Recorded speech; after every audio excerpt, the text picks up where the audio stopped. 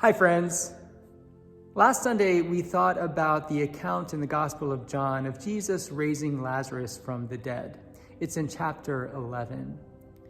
This is the climax of the signs that Jesus performed and is the tipping point for the Pharisees that solidifies their resolve to stop Jesus at any cost. In the Gospel of John, Jesus' miracles are referred to as signs. A sign points to something beyond itself. A sign's purpose is not to call attention to itself, but to call attention to something else. For example, the purpose of a stop sign is not to make you admire the beautiful red octagon, but it's to draw your attention to the intersection.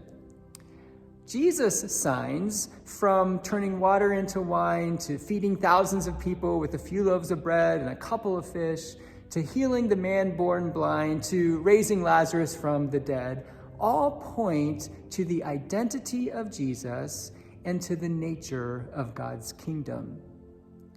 The sign of Lazarus' resurrection points to Jesus' identity as the resurrection and the life. It also points to the impending death and resurrection of Jesus. Jesus makes the connection in verse 4. But when Jesus heard of it, that is, of Lazarus' illness, he said, "This illness does not lead to death. Rather, it is for God's glory, so that the Son of God may be glorified through it." There's a double entendre here.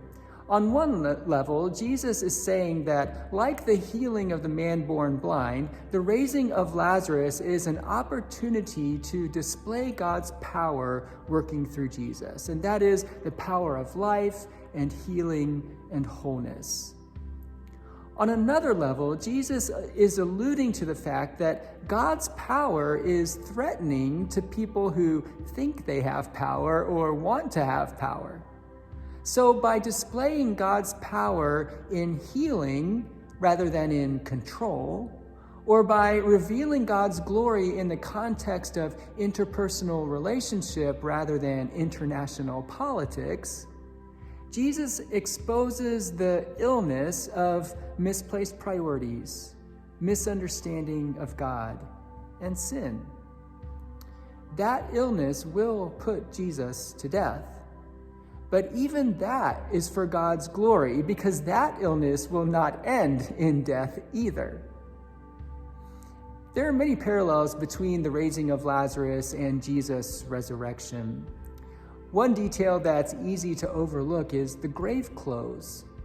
Lazarus comes out of the tomb still bound by his grave clothes, strips of cloth around his hands and feet and head. When Jesus is raised from the dead, his grave clothes end up piled in a corner of the tomb.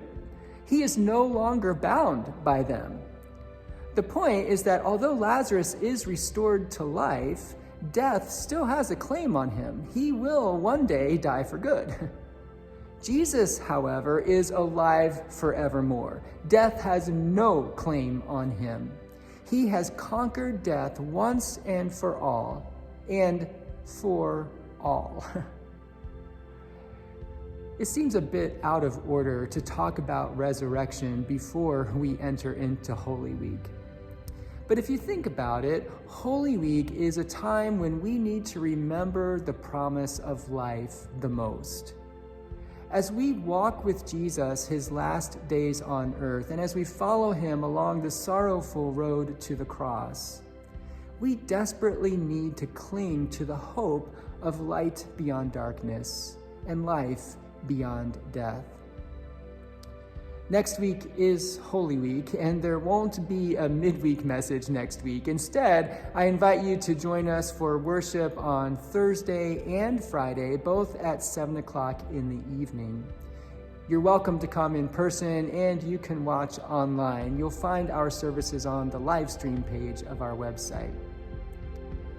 I hope to see you next week, but if not, receive this blessing now. May the God who raised Jesus from the dead roll away any barrier that is blocking you from the life and hope and peace that he offers.